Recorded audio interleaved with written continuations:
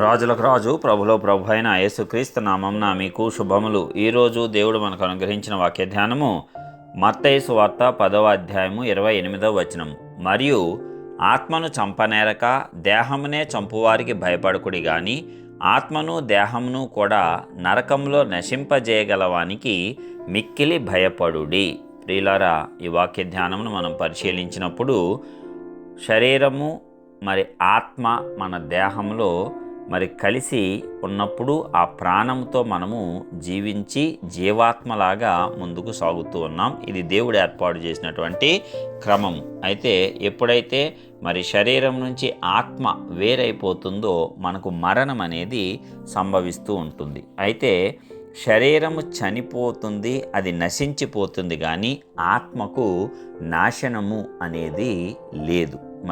ఆత్మ తాను దయచేసినటువంటి దేవుని యొద్దకే మరలా తిరిగి చేరుతుందని వాక్యలేఖనం మనకు స్పష్టం చేస్తుంది. అయితే ఇక్కడ ఆత్మను చంపనేరక దేహమునే చంపువారికి భయపడకుడి గాని ఆత్మను దేహమును కూడా నరకంలో నశింపజేయగలవానికి మిక్కిలి భయపడుడి అంటున్నాడు. అంటే ఆ అధికారము ఒకే ఒక్కరికి ఉంది. ఒకవేళ ఆత్మ నరకంలోనికి పంపించాలి అంటే ఆ అధికారము కేవలము దేవునికి మాత్రమే ఉంది. కాబట్టి ఆ దేవునికి మాత్రము మిక్కిలి భయపడాలి. అంతే తప్ప మన శరీరాన్ని చంపటానికి లేక మనుషులు ఆ శరీరాన్ని చంపటానికి వెనకాడరు. అయితే ఆ దేహాన్ని మాత్రము వారు నశింపజేయగలరు. అలాగ వారు తమ యొక్క కక్ష తీర్చుకున్నట్లు భావిస్తారు, లేక తమ పగ తీర్చుకున్నట్లు భావిస్తారు. కానీ నిజానికి వారు కేవలము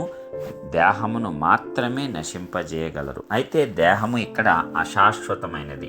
శాశ్వతమైనటువంటి ఆత్మను వారు ఏమాత్రము నశింపజేయలేరు. ఈ విషయాన్ని మనమందరము కూడా జ్ఞాపకం ఉంచుకుంటే మనుషులకు భయపడం. ఈ యొక్క శరీరమును గనక మనము వదిలివేసినా సరే మన ఆత్మ దేవుని యొద్దకు చేరుతుంది అనేటువంటి దృఢ నిశ్చయత దేవుని యొక్క వాక్యము తెలిసిన వారికి మాత్రమే ఉంటుంది. అలాంటప్పుడు నీవు ఆ యొక్క అపవాది చేత ప్రేరేపింపబడిన మనుష్యులకు భయపడకుండా ముందుకు సాగుతావు. ఇది స్వయంగా యేసు ప్రభువారు చెప్పినటువంటి మాట.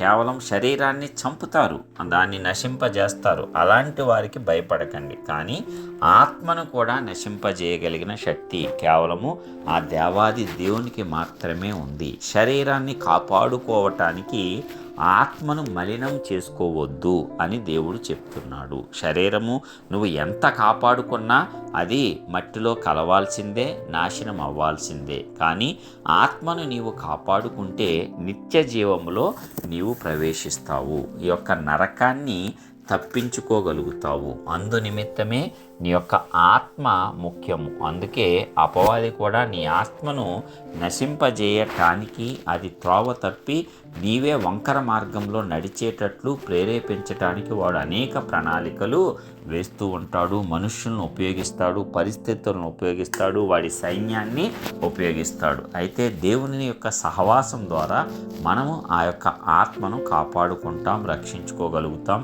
యేసు నామంలో నీవు తీసుకున్నటువంటి బాప్తీసం ఆ రక్షణకు ఉపయోగపడుతుంది.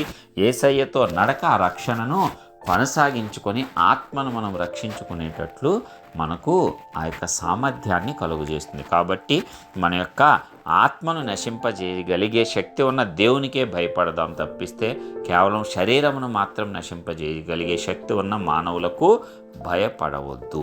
ఆత్మీయతలో ఎదుగుతూ ముందుకు సాగిపోదాం. ప్రభు కృప తోడుగా ఉండునుగాక. ప్రార్థించుకుందాం.